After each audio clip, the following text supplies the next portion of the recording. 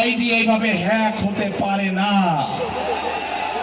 একটি রাজনৈতিক দলের একজন সিনিয়র নেতা জনগণের সামনে নির্বাচনের আগে এইভাবে মিথ্যা কথা বলছে, দলটি পর্যন্ত মিথ্যা কথা বলছে তাদের আইডি বলে হ্যাক হয়ে গেছিল, অথচ আইডি হ্যাক হয়নি তাদের।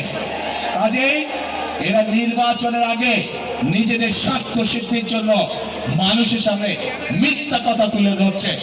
একটি রাজনৈতিক দল, এই যে বাংলাদেশের অর্ধেক গোষ্ঠী নারী গোষ্ঠী, যে তাদের সম্পর্কে আমরা দেখেছি কিভাবে তাদেরকে ঘরের মধ্যে আটকে রাখতে চায়, সেই কথা তারা বলেছে। আমরা দেখেছি একটি রাজনৈতিক দলের একজন নেতা পরিষ্কারভাবে বলে দিয়েছে যে তারা কোনোভাবেই নারীর নেতৃত্বে বিশ্বাস করে না।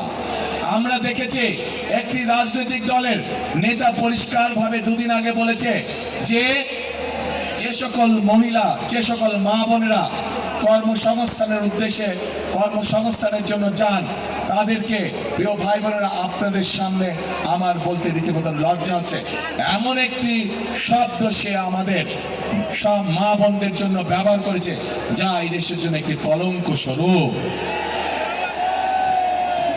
প্রিয় ভাই বোনেরা, এই বাংলাদেশে খেটে খাওয়া মানুষের পরিবারের অধিকাংশ নারী কোনো না কোনোভাবে সংসারের উপার্জনের জন্য কাজ করে থাকে।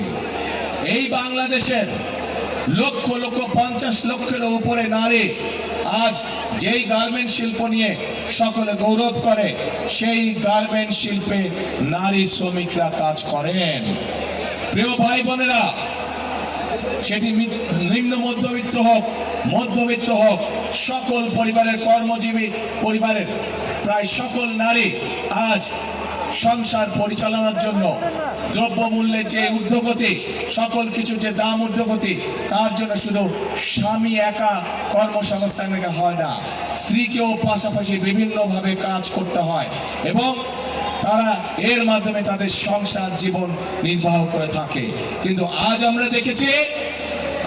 দেখেছি একটি রাজনৈতিক দলের নেতা পরিষ্কারভাবে নারীদেরকে কিভাবে অসম্মানিত করেছে, তাদেরকে খারাপ ভাষা দিয়ে অসম্মানিত করেছে। প্রিয় ভাই বোনেরা, আমাদের নবী করিম সাল্লাল্লাহু আলাইহি সাল্লাম, ওনার যে স্ত্রী ছিলেন বিবি খাদিজাও ছিলেন একজন কর্মমুখী মহিলা, উনি ছিলেন একজন মহিলা ব্যবসায়ী। আজকে যেই দলটি, যাদের নেতা আজ বাংলাদেশের নারীদেরকে একটি খারাপ কিছুর সাথে তুলনা করেছে, তারা বলে তারা ইসলাম কায়েম করবে, কিন্তু নবী করিম সাল্লাল্লাহু আলাইহি ওয়াসাল্লামের স্ত্রী পর্যন্ত, উনিও পর্যন্ত একজন ব্যবসায়ী ছিলেন।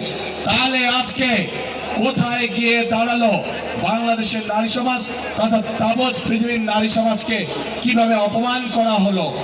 যে দলটি নির্বাচনের আগে দেশের অর্ধেক জনগোষ্ঠীকে ঘরের মধ্যে বন্দী করতে চায়, যে দলটি নির্বাচনের আগে দেশের অর্ধেক জনগোষ্ঠীকে অসম্মানজনকভাবে কথা বলে, তাহলে আপনাদের কাছে আমার প্রশ্ন, আজকে নির্বাচনে যদি তারা কোনোভাবে সুযোগ পায় নির্বাচন পরবর্তী সময়, তাহলে তাদের আচরণ কি হতে পারে? 72 ঘন্টা ময়েশ্চার লক সমৃদ্ধ লিলি বডি ওয়াশ, শিয়া বাটারের গুডনেস স্কিন রিপেয়ার করে রাখে সফট ও গ্লোয়িং।